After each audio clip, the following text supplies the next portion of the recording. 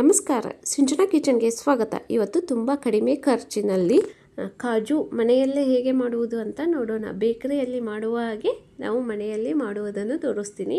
ನಾನಿಲ್ಲಿ ಇದಕ್ಕೆ 1 ಬಟ್ಲದಷ್ಟು ಮೈದಾ ಹಿಟ್ಟನ್ನು ತೊಗೊಂಡಿದ್ದೇನೆ.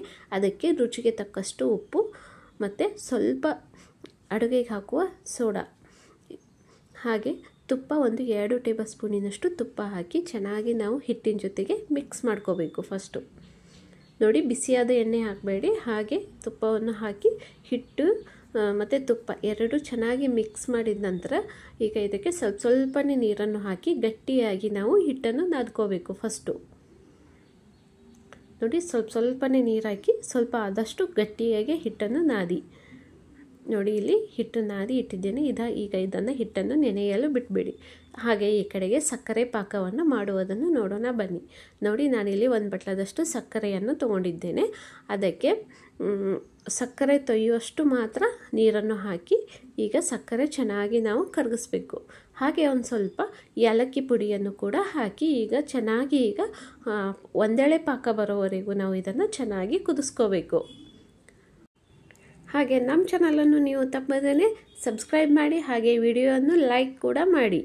ನೋಡಿ, ಈಗ ಒಂದೆಳೆ ಪಾಕ ಬಂದಿದೆ. ಇಷ್ಟು ಬಂದರೆ ಸಾಕು, ಸ್ವಲ್ಪ ಗಟ್ಟಿಯಾಗುತ್ತೆ. ನೋಡಿ, ಈಗಾಗಿದೆ. ಈಗ ಇದನ್ನು ತೆಗೆದು ಸ್ವಲ್ಪ ಮೇಲ್ಗಡೆ ಮುಚ್ಚಿ ಬಿಟ್ಬಿಡಿ, ಸ್ವಲ್ಪ ಬೆಚ್ಚಗೆ ಇರಬೇಕು. ಹಾಗೆ ಈಗ 1 ಬಟ್ಲಿಗೆ ಮೈದಾ ಹಿಟ್ಟನ್ನು ತೊಗೊಂಡು 4 ರಿಂದ 5 ಟೇಬಲ್ ಸ್ಪೂನಿನಷ್ಟು ಮೈದಾ ಹಿಟ್ಟನ್ನು ತೊಗೊಂಡು ಅದಕ್ಕೆ ಸ್ವಲ್ಪ 2 ಟೇಬಲ್ ಸ್ಪೂನಿನಷ್ಟು ಎಣ್ಣೆ ಹಾಕಿ ಚೆನ್ನಾಗಿ ನಾವು ಮಿಕ್ಸ್ ಮಾಡ್ಕೋಬೇಕು. ಸ್ವಲ್ಪವೂ ಗಂಟಿಲ್ಲದ ಹಾಗೆ ನಾವು ಇದನ್ನು ನೀಟಾಗಿ ಮಿಕ್ಸ್ ಮಾಡ್ಕೋಬೇಕು. ನೋಡಿ, ಇಷ್ಟಿದ್ರೆ ಸಾಕು ಹಿಟ್ಟು. ನೋಡಿ ತೋರಿಸ್ತಾ ಇದ್ದೇನಲ್ಲ, ಈ ಥರ ಇರಬೇಕು ಹಿಟ್ಟು. ಈಗ ಹಿಟ್ಟು ಚೆನ್ನಾಗಿ ನೆನೆದಿದೆ. ಮೈದಾ ಹಿಟ್ಟು 10 ರಿಂದ 15 ನಿಮಿಷ ನಾವು ಹಿಟ್ಟನ್ನು ನೆನೆಸಿದರೆ ಸಾಕು. ನಾವು ಪಾಕ ಅದು ರೆಡಿ ಮಾಡೋಷ್ಟರಲ್ಲಿ ಹಿಟ್ಟು ಚೆನ್ನಾಗಿ ನೆನೆದಿರುತ್ತದೆ. ಈಗ ಕೈಗೆ ಸ್ವಲ್ಪ ಎಣ್ಣೆ ಹಚ್ಚಿ ಚೆನ್ನಾಗಿ ಹಿಟ್ಟನ್ನು ನಾವು ಮಿದ್ದಬೇಕು. ನೋಡಿ, ಸ್ವಲ್ಪ ಎಣ್ಣೆ ಹಚ್ಚಿ ಸ್ವಲ್ಪ ಹೊತ್ತು 5 ನಿಮಿಷನಾದರೂ ನಾವು ಚೆನ್ನಾಗಿ ಹಿಟ್ಟನ್ನು ಮಿದ್ದಬೇಕು. ಹಿಟ್ಟು ಸ್ವಲ್ಪ ಸಾಫ್ಟ್ ಆಗಬೇಕು. ಈಗ ನಾವು ಇಷ್ಟು ಉಳ್ಳೆಯನ್ನು ಮಾಡ್ಕೋಬೇಕು. ಎಷ್ಟಾಗುತ್ತೆ ಅಷ್ಟು ಹಿಟ್ಟಲ್ಲಿ ಎಷ್ಟು ಉಳ್ಳೆಗಳಾಗುತ್ತೆ ಅಷ್ಟು ಉಳ್ಳೆಯನ್ನು ಮಾಡಬೇಕು. ಈಗ ಇದನ್ನು ತೆಳುವಾಗಿ ಲಟ್ಟಿಸ್ಬೇಕು. ಸ್ವಲ್ಪ ಆದಷ್ಟು ತೆಳುವಾಗಿ ಲಟ್ಟಿಸಿ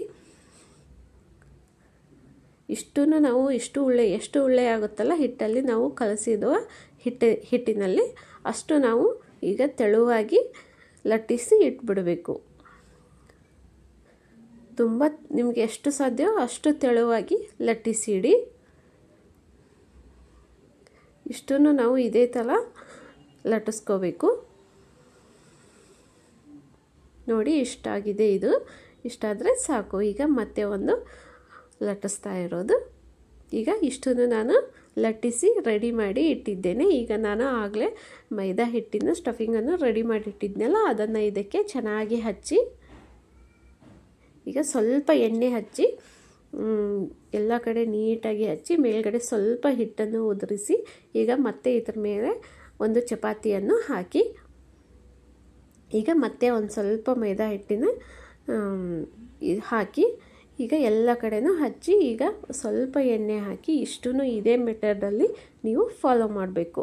ನಾನು 4 ಚಪಾತಿಯನ್ನು ಇದಕ್ಕೆ ಹಾಕಿರೋದು. ತುಂಬ ಜಾಸ್ತಿ ಹಾಕಲು ಹೋಗಬೇಡಿ. 4 ರಿಂದ 5 ಹಾಕಿ ಸಾಕು. ಸ್ವಲ್ಪ ಜಾಸ್ತಿ ಆದರೂ ಕೂಡ ಮತ್ತೊಂದು ಸತ ನೀವು ಅದನ್ನು ಮಾಡಿ. ಆದರೆ ಒಂದು ಸತ ನೀವು ಮಾಡಬೇಕಾದ್ರೆ 4 ರಿಂದ 5 ಚಪಾತಿ ಮಾತ್ರ ನಾವು ಯೂಸ್ ಮಾಡ್ಕೋಬೇಕು. ನೋಡಿ, ಇಷ್ಟಕ್ಕೂ ಇದೇ ಥರ ಹಚ್ಚಿ ನಾನು ಈಗ ರೆಡಿ ಮಾಡಿದ್ದೇನೆಲ್ಲ. ಈಗ ರೌಂಡಾಗಿ ನಾವು ಇದನ್ನು ಸುತ್ತಬೇಕು. ಈ ಥರ ಸ್ವಲ್ಪ ಇದನ್ನು ತುಂಬ ಭಾರ ಹಾಕಿ ಮಾಡಲು ಹೋಗಬೇಡಿ. ಸ್ವಲ್ಪ ಮಾಡಿ ನೀಟಾಗಿ ಹಗುರಾಗಿ ಮಾಡಿ ಈಗ ಒಂದು ಚಾಕುವಿನ ಸಹಾಯದಿಂದ ಇದನ್ನು ನಾವು ಕಟ್ ಮಾಡ್ಕೋಬೇಕು. ನೋಡಿ, ತುಂಬ ದಪ್ಪಗೆ ಮಾಡಲು ಹೋಗಬೇಡಿ. ಮೀಡಿಯಮ್ ಆಗಿ ಇಷ್ಟು ಕಾಜು ಇರುತ್ತಲ್ಲ ಇಷ್ಟು ಮಾಡಿದರೆ ಸಾಕು. ನಂತರ ಈಗ ಕೈಯಿಂದ ಸ್ವಲ್ಪ ಅದನ್ನು ಒತ್ತಿ ನೋಡಿ ಈ ಥರ ಮಾಡಿಬಿಡಬೇಕು. ನೋಡಿ, ಇದನ್ನು ಈ ಥರ ಮಾಡಿ ಒಂದು ಪ್ಲೇಟಿಗೆ ಹಾಕಿ ಇಟ್ಬಿಡಿ. ಇಷ್ಟೂ ಇದೇ ಥರ ಕಟ್ ಮಾಡಿ ಕೈಯಿಂದ ಸ್ವಲ್ಪ ಒತ್ತಿ ಇದನ್ನು ಇಟ್ಬಿಡ್ಬೋದು. ತುಂಬ ಸಿಂಪಲ್ಲಾಗಿ ನಾವು ಇದನ್ನು ಮಾಡ್ಕೋಬೋದು. ನೋಡಿ, ಇಷ್ಟನ್ನು ನಾನಿಲ್ಲಿ ಇದೇ ಥರ ಮಾಡಿ ಇಟ್ಟಿದ್ದೀನಿ. ಈಗ ಎಣ್ಣೆ ಕೂಡ ನಾನು ಬಿಸಿಗೆ ಇಟ್ಟಿದ್ದೆ. ಎಣ್ಣೆ ಚೆನ್ನಾಗಿ ಬಿಸಿಯಾಗಿದೆ. ಈಗ ಒಂದೊಂದಾಗಿ ಆದಷ್ಟು ನಾವು ಸಣ್ಣ ಉರಿಯಲ್ಲೇ ಇಟ್ಟು ನಿಧಾನಕ್ಕೆ ಇದು ಒಳಗಡೆ ಎಲ್ಲವೂ ಚೆನ್ನಾಗಿ ಫ್ರೈ ಆಗಬೇಕು. ಆ ಥರ ನಾವು ನಿಧಾನಕ್ಕೆ ಕರಿಬೇಕು. ನೀವು ತುಂಬ ಬೇಗನೆ ಆಗಲಿ ಅಂತ ಜೋರು ಉರಿ ಇಟ್ಟು ಕರೆದ್ಬಿಟ್ರೆ ಮೇಲ್ಗಡೆ ಅಷ್ಟೇ ಕೆಂಪಾಗುತ್ತೆ, ಒಳಗಡೆ ಹಸಿನೇ ಇರುತ್ತೆ, ಅಷ್ಟೊಂದು ಚೆನ್ನಾಗಿ ಆಗೋದಿಲ್ಲ. ನೀವು ನಿಧಾನಕ್ಕೆ ಸಣ್ಣ ಉರಿಯಲ್ಲಿ ಇಟ್ಟು ಕರೆದರೆ ನೀಟಾಗಿ ಎಲ್ಲವೂ ಕುರುಕುರುವಾಗಿ ಚೆನ್ನಾಗಿರುತ್ತೆ. ಪಾಕದಲ್ಲಿ ಹಾಕಿದ ತಕ್ಷಣವೂ ಕುರುಕುರುವಾಗಿ ಇರುತ್ತದೆ. ಇಲ್ಲಾಂದರೆ ಪಾಕದಲ್ಲಿ ಹಾಕಿದ ತಕ್ಷಣ ಮೆತ್ತಗಾಗಿಬಿಡುತ್ತೆ. ಹಾಗಾಗಿ ನಿಧಾನಕ್ಕೆ ಸಣ್ಣ ಉರಿಯಲ್ಲೇ ಇಟ್ಟು ನಾವು ಇದನ್ನು ಫ್ರೈ ಮಾಡ್ಕೋಬೇಕು ಕೆಂಪಗೆ ಆಗೋವರೆಗೂ. ಒಳಗಡೆ ಎಲ್ಲವೂ ಚೆನ್ನಾಗಿ ಫ್ರೈ ಆಗಿರುವುದು ನಮಗೆ ಗೊತ್ತಾಗಿಬಿಡುತ್ತೆ ಆಗಲೇ. ಈಗ ನೋಡಿ, ಇದು ಚೆನ್ನಾಗಿ ಫ್ರೈ ಆಗಿದೆ ಕೆಂಪಗೆ. ಇಷ್ಟಾದರೆ ಸಾಕು, ತುಂಬ ಜಾಸ್ತಿ ಕೆಂಪಗೆ ಮಾಡಲು ಹೋಗಬೇಡಿ. ಈಗ ಬಿಸಿ ಬಿಸಿ ಇದ್ದಾಗಲೇ ನಾವು ಇದನ್ನು ಪಾಕಕ್ಕೆ ಹಾಕಿಬಿಡಬೇಕು. ಪಾಕ ಸ್ವಲ್ಪ ಬಿಸಿ ಇರಬೇಕು.